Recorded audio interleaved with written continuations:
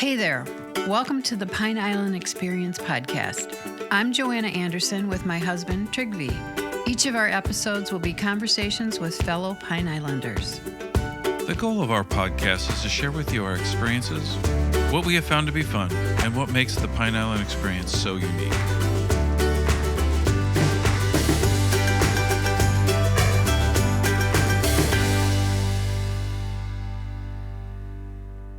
May I jump in here? Nadia is being very modest. Basically, Nadia makes me look good. So she does everything that I can't do. So as far as my hearing loss, she's the one that from day one has been on the phones. And she makes things happen. So she's the person that not only helps me with the medical clinic aspect, but also from the business aspect, the hiring, everything that I don't really want to do. And Nadia is very intelligent. She is my equal in every which way. She is my better half. She is my boss, actually. And she makes sure that things are getting done the way we want them to be done. Because I can only do so much. I only have two hands. So with Nadia, the rest of my team on board, they truly do make me look better every day. You just heard Dr. Daniel Hanley raving about his wife, Nadia, calling her his better half, his boss, and the reason everything gets done. Dr. Hanley credits his team, stating they make him look better every day. Dr. Hanley takes a holistic, empathetic view of his patients, and he treats everyone like he would want to be treated. It is no surprise he won Best of Pine Island winner in 2024. And now, here are Dr. Daniel Hanley and Nadia Hanley. We have with us today Dr. Daniel Hanley and Nadia Hanley from the island. And you're my island physician, so I'm so happy you're here. And the reason we wanted you here is to tell us about your practice and how you're doing, about yourselves and your future here on the island. We'll get started. Who wants to go first? Oh, okay. Oh, you were volunteered. Nadia's pointing to me, so I guess I will go first. So we actually opened right before the pandemic started in April of 2020. So we had originally planned to open around that March, early April, but everything shut down. And so we had to delay the opening by a couple of weeks. Put simply, my approach to medicine tends to be very logical, practical, common sense oriented. I've always been like that. And even from college to graduate school at Johns Hopkins, I was always thinking about the patient as a whole picture, instead of just disease-oriented, where most specialists tend to focus on one thing, brain, eyes, knees, what have you. And as you may know, diseases, illnesses, infirmity, they don't exist in isolation. And so when you take into account the whole context, the whole picture of the patient, you can really make an informed decision as to how to approach your life. Because ultimately, everybody just wants to lead a good life, the best they can. Obviously, as long as we can, but more importantly is the quality of life. And so with that in mind, when I was applying to medical school, I was looking at a medical school that suited me, my values, and I wound up at Loyola, University of Chicago. So I'm from New Jersey, went halfway across the country to go to that medical school.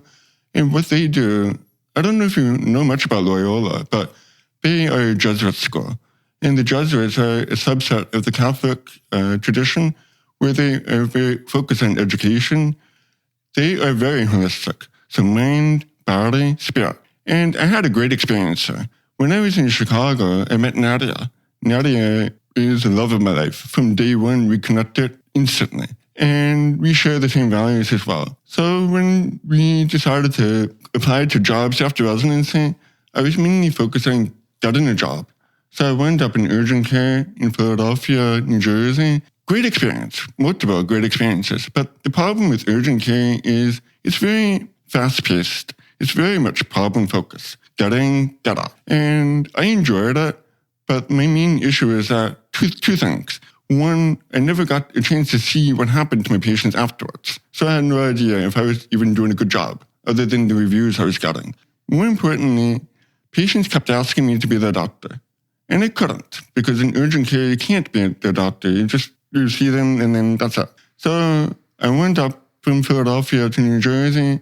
Right around the time in New Jersey, around August of that year, our firstborn son, was starting kindergarten. It was Well, obviously a great experience, but the issue up north in Chicago and New Jersey is cold. So that August, we had just gotten over the previous winter. We were dreading the upcoming winter, and Nadia and I looked at each other and said, life is short. Why not just move to Florida? Because we both loved Florida. We both visited Florida as children. It always felt natural to us. So my urgent care clinic in New Jersey had openings in Florida, but the only opening in the entire state was in Cape Coral. Yeah. So we had no idea. We loved St. Petersburg because that's where we were going to be, but just 2 hours south of St. Pete, not too bad. And so I wound up in Cape Coral. We had a great experience, but the same problem arose where patients kept asking me to be the doctor. So, right, that was around, what was it? October of 2019. So I gave it a couple months, but eventually Nadia and I decided to just, why not? Let's open up our own business. And we were looking at locations while I was working. Nadia wound up in Pine Island by accident. She just took a random turn onto Pine Island Road from Veterans. Yeah, and she happened to find this place with one of the local realtors here. What can I say? We both fell in love. Pine Island is a gem. And we had no idea about Pine Island. It's a well-kept secret. We planned to keep it that way. But we wound up getting the location in Stringfellow with our wonderful realtor, Jay Johnson. And we opened up our own clinic. And from the get-go, we modeled it towards our values. So treating people as a whole, not trying to get people in and out. Of course, money is important, but our reputation is more important. So from the start, we decided against advertising. Not too much, just a little bit, but we wanted to grow organically. Word of mouth, referrals, and just kind of see how things went. And so far, over the past 4.5+ years, we've grown quite rapidly, actually. And we've built up a good reputation. People seem to appreciate us. And it is to the point where we have a thriving business. It is always challenging. COVID was challenging. Hurricane Ian was challenging. Even the recent hurricane scares, there have been many times we thought we were just going to have to close down. We don't know what the future will bring, but so far we're having a lot of fun. We do enjoy being here. So with that in mind, we have a great team. We don't hire anybody that doesn't suit our values. We want our patients to be comfortable with whoever is triaging them, whoever is at the front desk, whoever is on the phone. And so everybody that works with us, that's part of the team, we all work well together. And we actually just hired a new nurse practitioner who's helping me on a day-by-day basis. Her name is Alisha. The bottom line is, if you're like me, you will like her. And so far, I can't complain. This is the best job I've ever had. It doesn't even feel like a job. It feels more like a hobby, a dream that one day I may have to wake up from. But I just love it here. That will be a hard act to follow, Nadia. Yeah, he's answered everything in a nutshell, so I don't know what else I can say. But we do need to know about you. We heard how you met. You met in Chicago. What is your background? Where did you come from, grow up? So originally I was born in Ukraine. I grew up on the south side of Chicago near Midway, which is near the airport there. I spent 90% of my life there, grammar school, as well as going to an all-girls high school in Westchester. After that, I went to UIC and National University of Health Sciences in Lombard. That's pretty much everything in a nutshell. We had met through a mutual friend at a friend's birthday party is how we met. Yeah, so actually, just to clarify, National University is a chiropractic school. Mm-hmm. So Nadia is actually a chiropractor. Oh. She does not practice, mainly because of me. I need her. So to clarify further on the birthday party, pretty much from the moment we laid eyes on each other, I was in love. And I didn't really quite realize how she liked me as well. But what happened was that evening after we were at the birthday party, we all went out as a group to one of the local, not bars, but more of like a restaurant. And I think it was Division Street. Mm-hmm. No, not Division. Yeah, on Division. Rush? Well, it was right off of Division. Okay. Right off of Division and Rush. So people that live in Chicago, they would know what I'm talking about. What was going on was, it was loud. And I don't know if you realize, I am severely, profoundly hearing impaired. And so I have difficulty in environments that are not conducive to one-on-one. which is why I say emergency wasn't the right fit for me. With a lot of chaotic situations, Nadia picked up on that. Because I was I don't want to say I was BSing my way through the conversation, but I was faking my way through it. And so she picked up on it immediately. Mm-hmm. Most people can't tell that I am BSing. And so when she picked up on it, she just took out her phone, text messaged me, and started peppering me with questions. What's your favorite color? What do you like to eat? Things like that. And I kept answering them, and pretty much from that moment on, we never separated. We've been together for over 15 years now. Wow. I think it's interesting when you talk about the challenge of urgent care. Joanna was with a company years and years ago. They were starting outcomes work. And it was the initial thing to get that feedback from the patient. Because, for instance, if you see something, you diagnose this, you write a script, they go away. And about the only chance at that time that you know if it worked or not is if they refill the script or they come back in and they say, hey, it's not working. Yeah, and that's how most people do it, actually, but I never did that. Mm-hmm. And so it was a bit challenging because, at least in the Cape Coral urgent care, I was responsible for over 100 patients a day. So I was seeing about 50 patients myself. My nurse practitioner and physician assistant would see another 50, and I would supervise them, jump in as needed. But even with that, even with the fast-paced environment, I made sure to listen to the patients. I made sure that they felt like they were heard. And so what then happened was the documentation aspect, I would have to stay late afterwards. So instead of working a 12-hour shift, I was actually working 14 hours. Sure. And that did help me with my ranking, so to speak. And what you're talking about is called Net Promoter Score, or NPS. Mm-hmm. I always ranked highly on that. But that never mattered to me. What was more important was that making sure the patients felt comfortable with the level of service that we provided. So it was good. We did get some feedback, but it was much after the fact. Mm-hmm. It's even harder what you were doing because I know so many times the physician has never seen the patient before and they assume, like with my dad, they would say things to me and I'm like, no, this isn't what he's normally like. But you couldn't know that. It's like, does he have do not resuscitate, for example? I'm like, wait a minute. My dad's fine. He's just sick right now. This is not him. But how do you know that when you're seeing 50, 100 patients and you've never seen them before? The way I approach it, I simply listen to the patient. Mm-hmm. And I find that you pick up a lot of information just from the first minute. If you've been looking at somebody, you can tell a lot about their mannerisms, their body language, see how sickly they look. You can tell a lot about from the medications that they're taking. So I would say that it was a challenge. I'm not downplaying it. But as a provider in general, you really are quite capable of picking up a great deal of information just in the first minute of meeting somebody, regardless of the background. But as I said, in urgent care, it's very much problem focused. Why is the patient there? That is your job. You're supposed to address why the patient is there and help them to the best of your ability. Most people do understand the limitations. But if you don't address why they're there and don't take care of that, that's where problems do arise. Well, it sounds like a skill that you had. Not everybody can do that. Well, thank you for that. I don't consider it a skill. To me, it's natural, and to me, it's the way it should be. Mm-hmm. So I don't know if you have to teach people that or if it's something that people just have intuitively, but I never really had an issue on that front. Knock on wood. So of all the areas of medicine, what drew you to family practice, or how'd you decide on family practice? Well, I always liked family practice, even in medical school. First off, I find family doctors in general to be very intelligent. And there is somewhat of a bias from the specialists towards family doctors, but pretty much all of the family doctors I ever rotated with in academic medicine were some of the smartest people I've ever met. And the ability to quickly diagnose what the problem is and then implement a plan of care at that moment impressed me. Whereas with specialists, it's very rote. You do the same thing over and over and over, and you do get quite good at it, but that means that you don't have a lot of room for variation.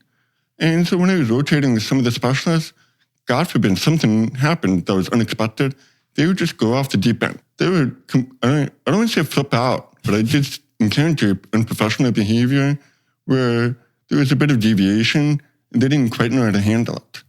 Whereas family medicine doctors tend to be very adaptable, very flexible, capable, and expect the unexpected. So one of the rotations I did, I don't know if you know much about Schaumburg, but that's one of the western suburbs of Chicago. Schaumburg, one of the best doctors I ever rotated with, he told me that behind each door was a mystery. So even if you knew the patient for years and years and years, you never knew quite what to expect when you walked into the door. And so there was that element of surprise that resonated with me. I enjoy that. I don't like being bored. I don't want to say I have ADHD, but I do have that capability where if I'm doing the same thing over and over, I get bored very easily. And so family medicine just always appealed to me. So Nadia, did we hear all about you? I know that you're running you're the manager of the office. Yes, that's true. So with regards to the office, I do pretty much everything that would be needed on the telephone. So anything that's a prior authorization, anything that relates with potentially medication refills or questions, anything that relates with short-term, long-term disability, any further questions that patients may have from their visit or concerns that they have that maybe they forgot to address with the physician. I write that down and we address that with the doctor and the nurse practitioner. Then we give them a call back. So pretty much I am your overall go-to person as needed for whatever is needed. May I jump in here? Of course. Nadia is being very modest. Basically, Nadia makes me look good. So she does everything that I can't do. So as far as my hearing loss, she's the one that from day one has been on the phones. And she makes things happen. So she's the person that not only helps me with the medical clinic aspect, but also from the business aspect, the hiring, everything that I don't really want to do. And Nadia is very intelligent. She is my equal in every which way. She is my better half. She is my boss, actually. And she makes sure that things are getting done the way we want them to be done. Because I can only do so much. I only have two hands. So with Nadia, the rest of my team on board, they truly do make me look better every day. Well, you do have a wonderful team. I agree. And then you won Best of Pine Island for 2024. How did that make you feel? Good. I mean, I feel gratified, but I do feel like that's not an award that I truly deserve. Because again, it's not really me, it's my team. So I feel like I should have been Ancuram Family Medicine as the Best of Pine Island rather than my name on it. Because Nadia deserves equal, if not more, credit than me. This is a love story we're listening to. It was love at first sight, and now it's a love story. And you two belong with each other and working. We're very fortunate. Yes. I'm very lucky. And then it filters down to your team because I'm so impressed with them. The people I've met working in your office. I don't know if you well, it sounds like you were looking for that skill when you hired them, but also for them to be like that every day when you're so busy. They're so understanding. They're good listeners too, and very empathetic. And it's amazing to find it filtered around through the whole office. But that's because of you too. Well, we just treat people the way we want to be treated. I think it's very simple. And most people that work with us, they understand that because pretty much everybody has encountered healthcare on their own. They know what it's like elsewhere. And so we simply just want our patients to be treated the way they would be treated. Tell us about some of the services that you offer out of the practice. Well, we're a jack of all trades, so to speak. But specifically, we offer men's health, women's health, children's health, physical exams, medical marijuana for our patients. What else? Chronic care management. Yeah, chronic care management for the patients that are of Medicare age where they have multiple illnesses that require a little bit more follow-up, at least on a monthly basis. We're very good about that. I'm very proud about that. I can't even remember offhand. You know what I think is huge? You offer lab services. Yeah. That is huge. Yeah. Well, we try to be convenient because, as you may know, getting off the island, it can be somewhat challenging. So most people don't want to do that if they can avoid it. Especially now. It does kind of fit into the islanders like to stay on the island. And they go off really, I think almost by, if you want a big box store, you have to leave. But more and more conveniences are coming here, which is making it nice. But yeah, now add in the construction, and with season coming on, there's even a bigger draw to stay here. Well, Pan Island is a gem. I mean, I can understand why. If you are here, you don't want to leave the island and go back to the real world. What about telemedicine? We do telemedicine. Those are mainly for people that can't come to the office for whatever reason that needs right away. So maybe they're sick. For example, COVID. That was a huge deal. So a lot of people did not feel comfortable going to the office just to get assessed for COVID. Or maybe they're traveling. They're still our patients, but they're up north for whatever reason. And they need our services, but they don't want to go to urgent care. We try to make things happen on that front. And for our debilitated patients, whether it's temporary or permanent, we also do home visits. So it's not just a clinic, it's also telemedicine and home visits. Well, and I never thought of that, but so many people aren't on the island. You can do telemedicine with them if they live up north. Absolutely. That's brilliant. Well, I think it's common sense. Yeah. But thank you. I think people can be afraid, for lack of a better word, about going to a new doctor, going to a new practice. So if somebody's thinking about taking advantage of your services and stuff like that, kind of at a general level, what can they kind of expect in terms of when they show up? What's it going to be like to, begin to engage with you folks? Okay, so to establish as a new patient, your first visit will always be the longest visit, just because we do like to make a thorough intake of the patient. So any medical issues that you may have had in the past, any chronic issues, any surgeries, any medications that you are currently taking or had a recent change of. So your first visit would usually take about 60 minutes. Mm-hmm. And then after you are triaged and everything is written in and inputted into the system, then Dr. Hanley would come in for about another 20 to 40 minutes, depending on what you are addressing at that visit. So being mindful that sometimes the first visit will be the longest, but then after that, and once you are established, the visits can range from a 15-minute visit up to 45-minute visit or as needed, depending on what your issues are and what you are addressing. I would like to jump in there. That's a good point. I would say that our biggest complaint is that sometimes we do have a bit of a wait time. Mm-hmm. Mm-hmm. I try to avoid that. I mean, I do. I understand because, your time is the most valuable thing you have. And I never want to waste it. However, everybody deserves good care. And it's not always easy for me to move from patient to patient without making sure that my initial patient is taken care of properly. And like I said, with family medicine, there's always a mystery behind the door. I can't always predict what will happen. But at the end of the day, it is a business. We do have to meet certain numbers and in order to stay in business. So if we don't do that, we will not succeed. So it's always that challenge of balancing what we need to achieve on a daily basis, especially in the context of the unexpected, like pandemics or hurricanes or whatnot, versus making sure everybody's taken care of properly. So when patients have to wait a little while, they get frustrated, I apologize. I do apologize. But at the end of the day, it is what it is.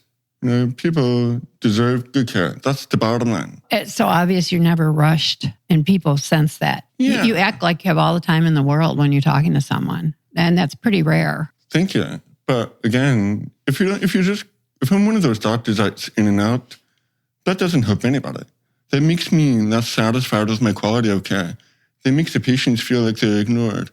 And then the team, that they can kind of sense when people are frustrated, because when a patient is frustrated, it kind of heightens that stress level. So when patients leave the clinic, they feel satisfied. Everybody feels good about themselves. Everybody feels like we are delivering the kind of quality care that we want. Have you some experiences that you can talk about without, revealing patient names or anything, where you've felt like you've made a real significant impact in their life, or maybe they were struggling to get a proper diagnosis, or they weren't being listened to and you were able to achieve that? Oh, sure. I have multiple experiences. A common scenario would be a heart attack, or at least an upcoming heart attack. Obviously, if there's an emergent situation, we're sending them to the hospital.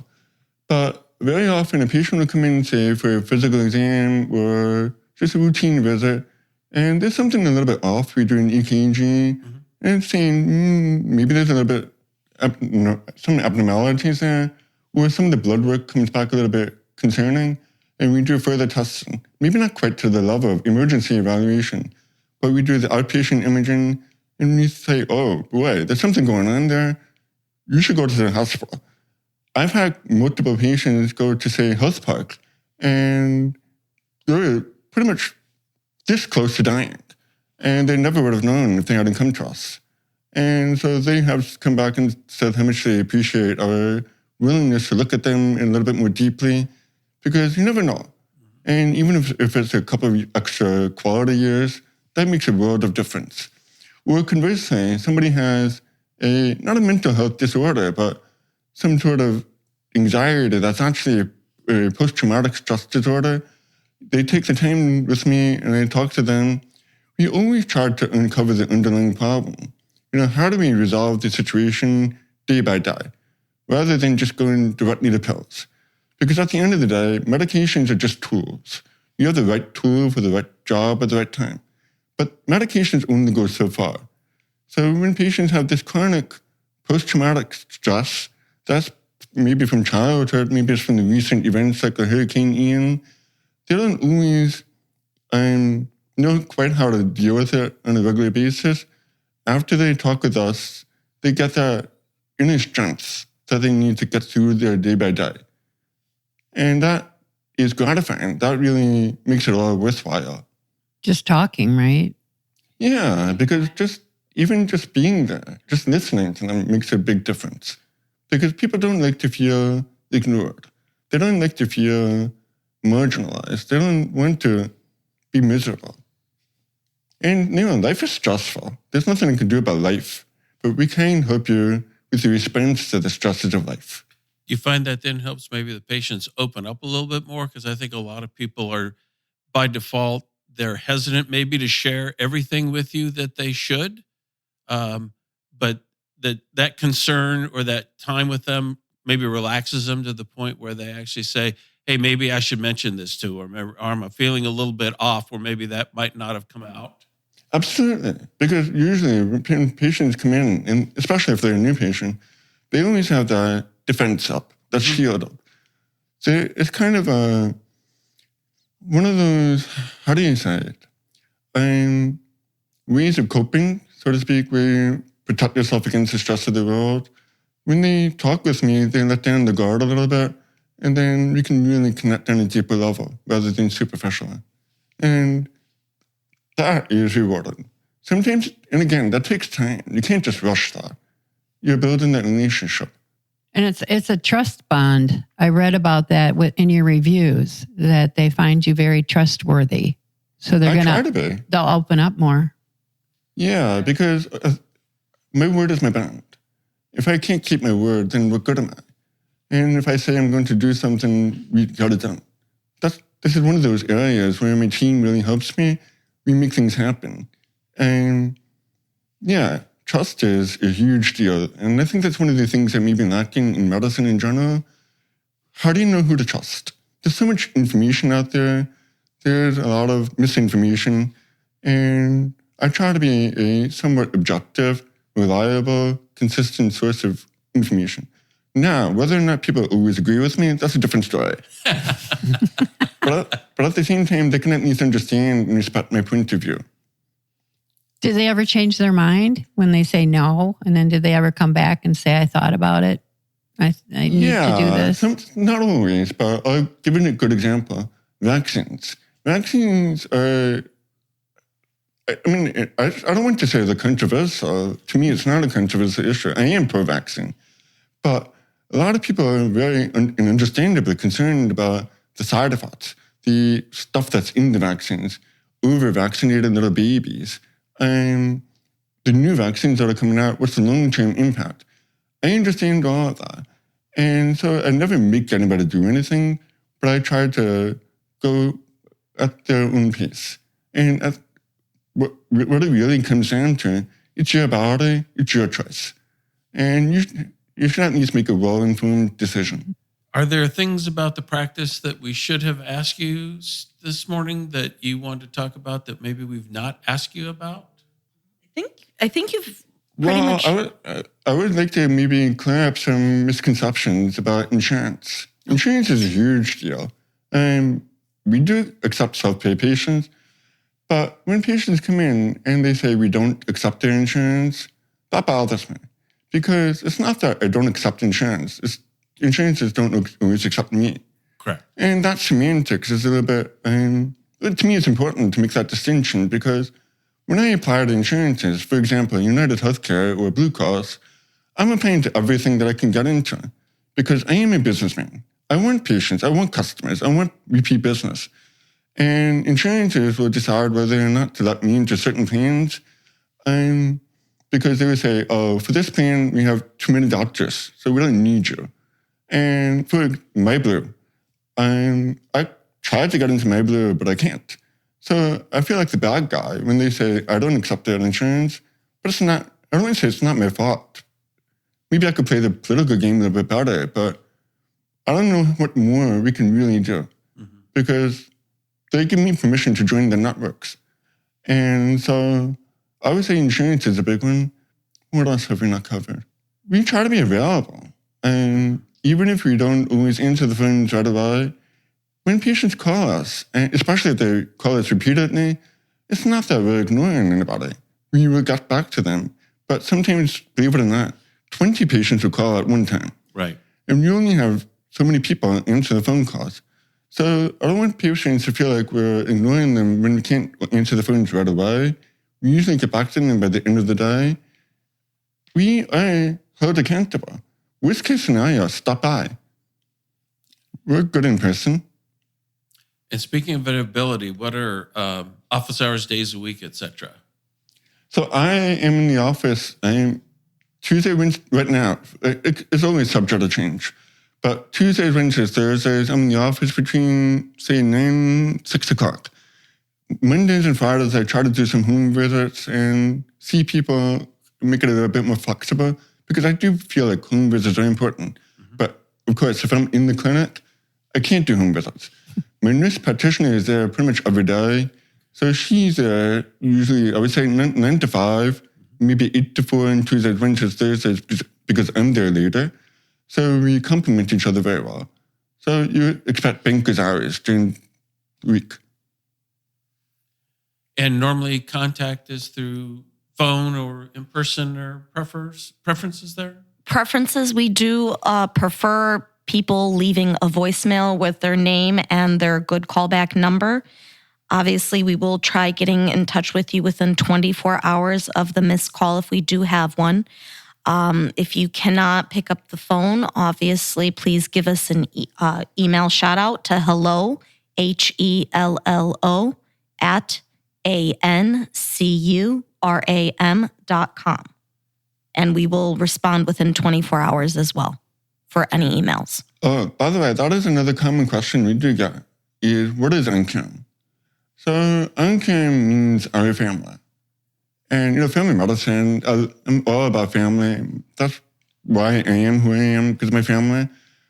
Specifically, An means our, Curam means family or responsibility. And because of my Irish background, it's actually Old Irish. So it's older than Gaelic. Yeah, because I can't pronounce Gaelic very well. And when I looked it up, we were creating our business name. We didn't want to be, Dr. Daniel Hanley, MD, whatever. To me, that's a boring business name. I want to be a little bit more lively than that. And so Ancuram, why not? It rolls off the tongue. I thought it stood for and cure them. And cure them. Well, I mean, you can say tomato. I say Ancuram. Well, thank you very much. It's been so interesting. And it's just a great podcast. It's thank you so much. We can't thank you enough for coming. Thank you for having us. We enjoyed our time here. We hope you enjoyed our Pine Island Experience podcast. If you have any ideas for us, people to interview, or any comments, please feel free to email them to us at pineislandexperience@gmail.com. That's pineislandexperience, all one word, @gmail.com. Don't forget to like us, and you may subscribe to this podcast using all the major catchers like Apple iTunes, Google Podcasts, and Spotify. Thanks again for listening, and remember, Island life is a constant vacation. We'll see you on the next podcast.